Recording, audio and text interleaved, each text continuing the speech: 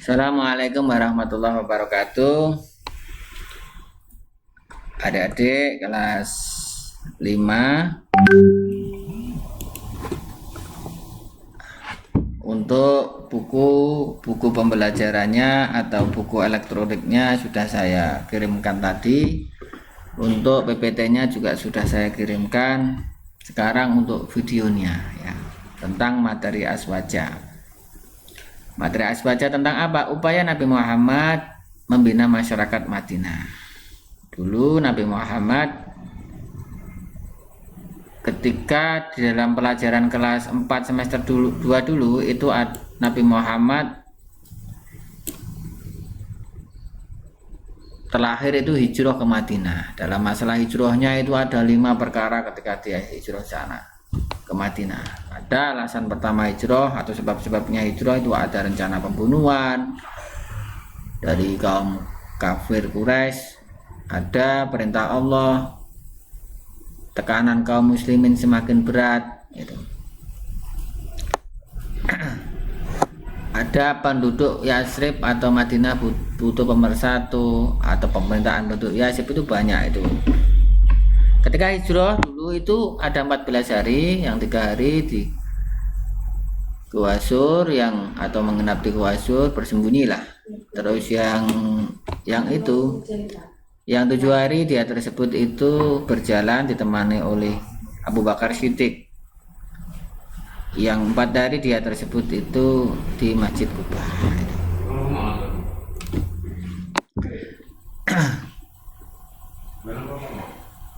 Di dalam hijrahnya dulu dari Mekah ke Madinah itu ada yang membantu, contoh yang menemani Abu Bakar Siddiq, yang mengirim bekal itu Asma binti Abu Bakar Siddiq, ada Abdullah bin Uraikid, ada Amin bin Fuhairah. Itu adalah orang-orang yang menjadi petunjuk jalan sekaligus menghapus jejak Nabi Muhammad. Kenapa jejaknya dihapus? Karena jelas Mekah tersebut itu atau Mekah keadaannya kan padang pasir, jelas ada jejaknya, jejak kaki, jejak apa saja itu ada. Beda ya, beda di Tegal Bang, apalagi di aspal itu. Melanjutkan sekarang kelas 5 semester 1 ini tentang upaya Nabi Muhammad dalam membina masyarakat Madinah. Yang dilakukan atau upaya-upaya yang dilakukan Nabi Muhammad terhadap penduduk Yasrib itu ada 4 hal. Yang pertama adalah bidang agama, yang kedua tersebut itu bidang sosial, yang ketiga bidang ekonomi, dan yang terakhir adalah bidang keamanan atau pertahanan.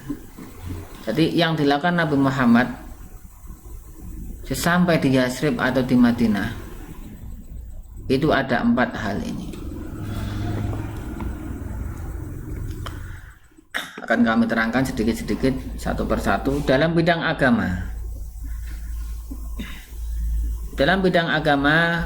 Nabi Muhammad berusaha untuk mewujudkannya dengan cara apa?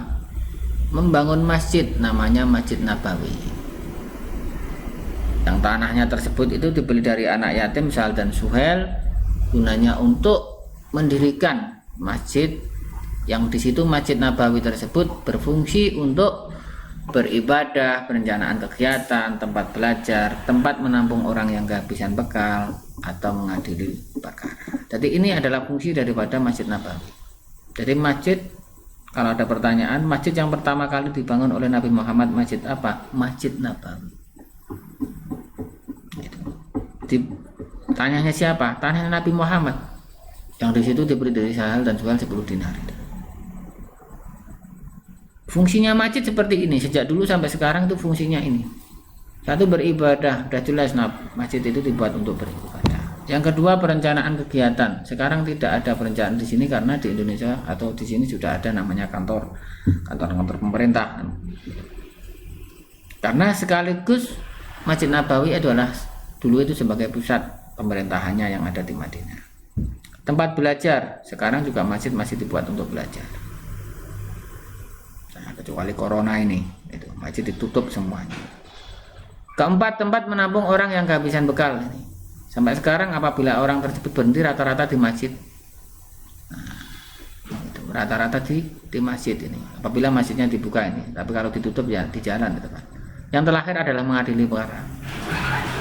Sampai sekarang di Madinah itu untuk mengadili perkara adalah di masjid itu, Masjid Nabawi. Dalam bidang sosial yang dilakukan Nabi Muhammad adalah ada 4 minimal, tapi di dalam 4 tersebut itu diringkas menjadi satu, yakni melakukan pernikahan antara kaum Muhajirin dan Ansor. Yang kedua, kehadiran kaum Ansor dan kaum Muhajirin dalam satu tempat untuk mendengar dakwah. Jadi dakwah ada kaum Ansor dan Muhajirin, tujuannya untuk bersatu. Yang ketiga, berbuat adil dan tidak membedakan status sosial seseorang, Ansor ataupun ya Muhajirin. Yang keempat, melibatkan kaum Muhajirin dan kaum Ansor dalam pembangunan masjid. Di intinya ini keempat tersebut itu sama saja kalau diringkas. Apa yang dilakukan Nabi Muhammad dalam bidang sosial? Mensaudarakan kaum Ansor dan Muhajirin. Itu. Kaum Ansor itu penduduk Madinah asli sebagai penolong. Muhajirin itu penduduk Mekah yang hijrah ke Madinah, itu Muhajirin. Jadi tujuannya. Bahkan Abu Bakar Siddiq tersebut itu disaudarakan dengan kaum Ansor, seluruh hartanya itu disuruh untuk bagi 2 itu, karena dianggap itu saudara. Terusnya, dalam bidang ekonomi yang dilakukan Nabi Muhammad adalah menukar ilmu pengetahuan, di mana orang Muhajirin tersebut mahir dalam ilmu perdagangan, atau orang Mekah itu senengannya dagang aja sukanya. Kaum Ansor tersebut mahir dalam ilmu pertanian. Ini ditukar. Jadi orang Muhajirin itu memberi ilmu kepada orang Ansor berupa perdagangan atau dagang bisnis, tapi orang atau sebaliknya kaum Ansor atau penduduk Madinah asli itu mahir dari ilmu pertanian diberikan kepada orang Muhajirin. Hajaro, pindah, artinya pindah. Jadi bukan penduduk Madinah asli kalau Muhajirin. Dan yang terakhir tadi, dalam bidang keamanan Nabi Muhammad membuat Piagam Madinah. Piagam Madinah adalah sebuah dokumen yang disusun oleh Nabi Muhammad yang merupakan suatu perjanjian formal antara dirinya dengan semua orang dan kaum penting di Yasrib pada tahun 622 Masehi. Intinya dalam Piagam Madinah tersebut itu adalah perjanjian antara kaum muslimin yang diwakili oleh Nabi Muhammad dengan kaum Yahudi. Gitu. Kaum Yahudi ketika di Madinah dulu kan ada 3 kaum, ada Bani Quraizah, Unaiko, Bani Nadir, itu ada banyak, selain daripada itu banyak bani-bani tersebut. Itu perjanjian.